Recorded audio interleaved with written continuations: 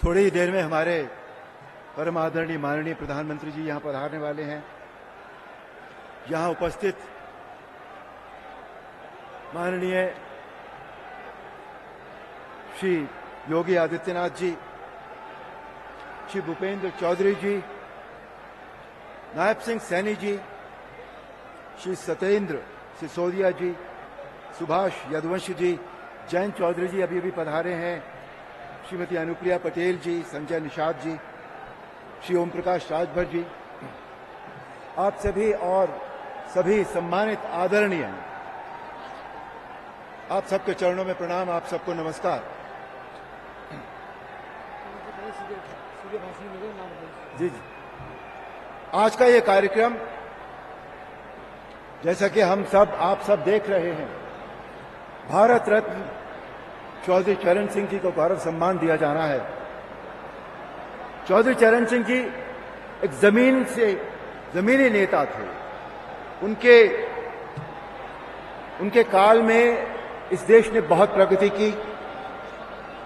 उनके पोते जयंत चौधरी जी यहां बैठे हैं। हम चौधरी चरण सिंह जी की विरासत को आज यहां नमन करते हैं। आज मेरठ की क्रांति भूमि से एक आगाज हुआ था 1857 में, जिसका नतीजा यह हुआ था कि हमने बहुत सारे संघर्ष के बाद आजादी हासिल की थी। आज यहां से भी एक आगाज हो रहा है। इस चुनाव का देखिए, एक आवाज ऊपर आसमान में है इस समय, और वो आवाज है एक चुनावी शंखनाद इस चुनाव का। और ये जो आगाज आज यहां होगा, ये आगाज इस चुनाव में 400 का आंकड़ा पार करेगा।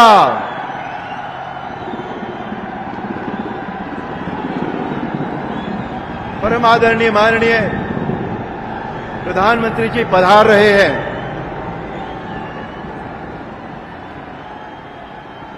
उनके विषय में जितना कहा जाए उतना कम है। उनके सामने शब्द छोटे पड़ते हैं। मैं आपको रामायण का एक किस्सा सुनाना चाहता हूं। रामायण में एक दिन गुरु वशिष्ठ के सामने श्री राम, जो नवयुवक अवस्था में थे, वो बैठे हुए थे, थोड़े दुखी थे।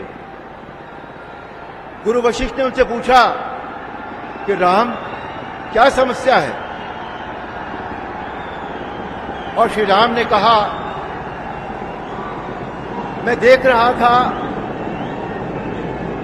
पेड़ के पत्तों को, हवा चलती है और अचानक गिर जाते हैं। हवा चलती है और अचानक जो फल है वो गिर जाते हैं। जीवन कितना क्षणिक है। तब गुरु वशिष्ठ ने उनसे कहा कि हाँ, जीवन क्षणिक होता है, लेकिन उन क्षणों में भी व्यक्ति ऐसे होने चाहिए जो अपना इतिहास बना दें। हमारे परम आदरणीय प्रधानमंत्री श्री नरेंद्र मोदी जी एक ऐसे ही व्यक्ति हैं जिन्होंने इन्हीं कुछ पलों में इतिहास बना दिया है, और आगे भी और इतिहास बनने बाकी हैं। उन्होंने इतिहास बना दिया देश में, विश्व में। और ऐसे ही नहीं, अपनी विरासत को कायम रखते हुए, अपनी संस्कृति को कायम रखते हुए, और न केवल कायम रखते हुए, उसे बढ़ाते हुए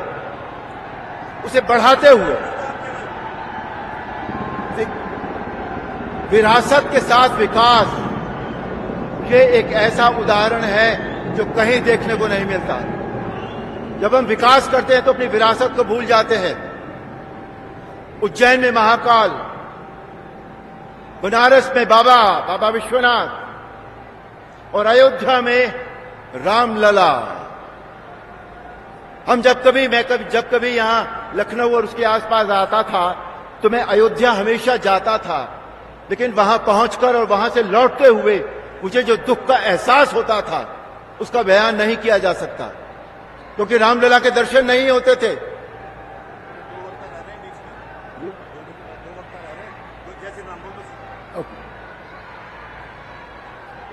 रामलला हमें मिले, और न केवल रामलला, हमारे प्रधानमंत्री राजकाज तो करते ही हैं, लेकिन राम का काज भी करते हैं। रामलला तो उन्होंने प्राण प्रतिष्ठा कर ही दी। जिस व्यक्ति ने श्री राम का चरित्र किया था, यानी कि मुझे भी मेरे घर वापस बुला लिया है, यानी कि मेरठ। मैं मेरठ में जन्मा, मेरठ में पला बढ़ा और मेरठ में ही मेरी पढ़ाई हुई है। आप सबसे आग्रह है कि उन्होंने जो विश्वास मुझ पर रखा है, जो आपने विश्वास रखा है, जो माननीय